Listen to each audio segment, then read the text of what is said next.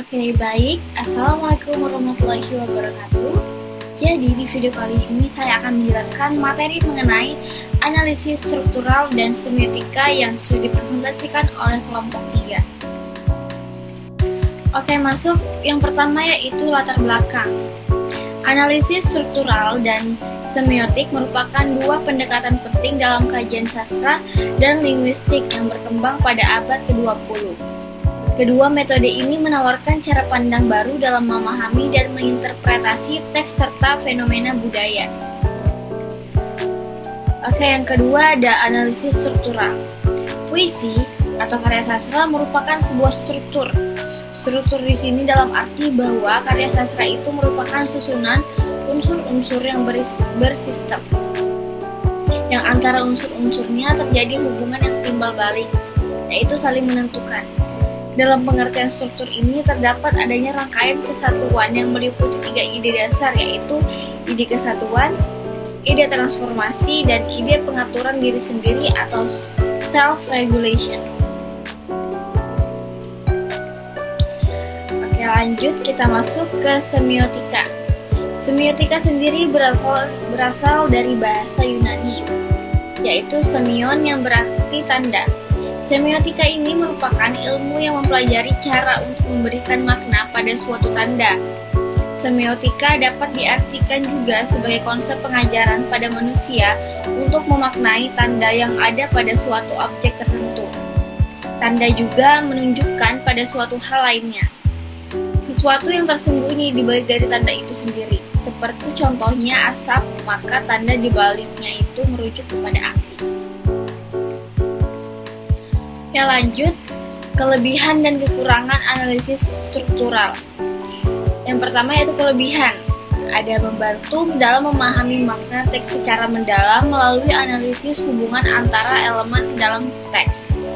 Yang kedua ada berfokus pada unsur-unsur intrinsik teks yang tanpa melibatkan interpretasi subjektif.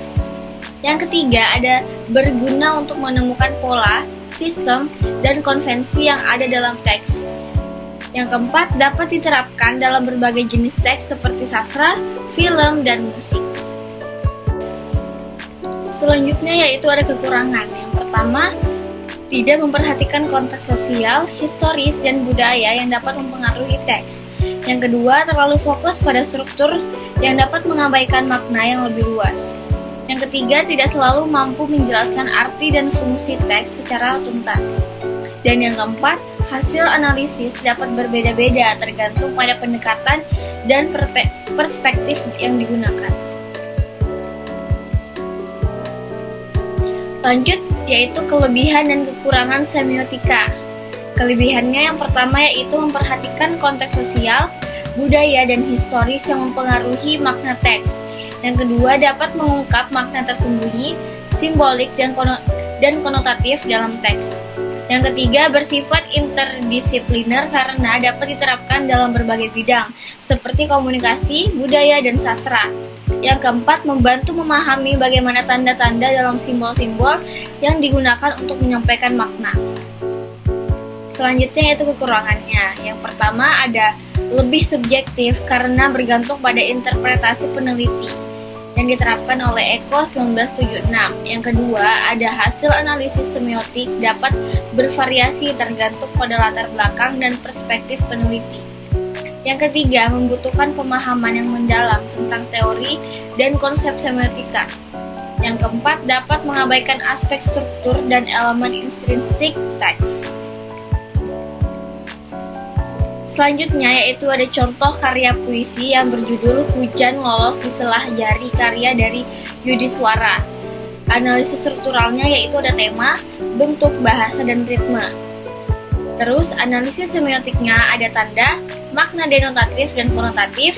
Yang keempat ada intekstualitas. Yang kelima ada konteks budaya. Selanjutnya yaitu kesimpulan.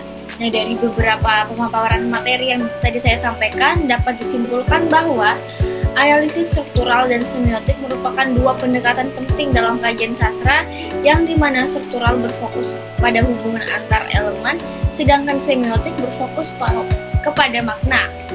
Dalam konteks puisi, pendekatan struktural membantu mengungkapkan susunan dan relasi antar unsur-unsur, sementara semiotik membantu penafsiran yang lebih luas terkait simbol, makna, dan tanda-tanda yang ada pada karya puisi tersebut.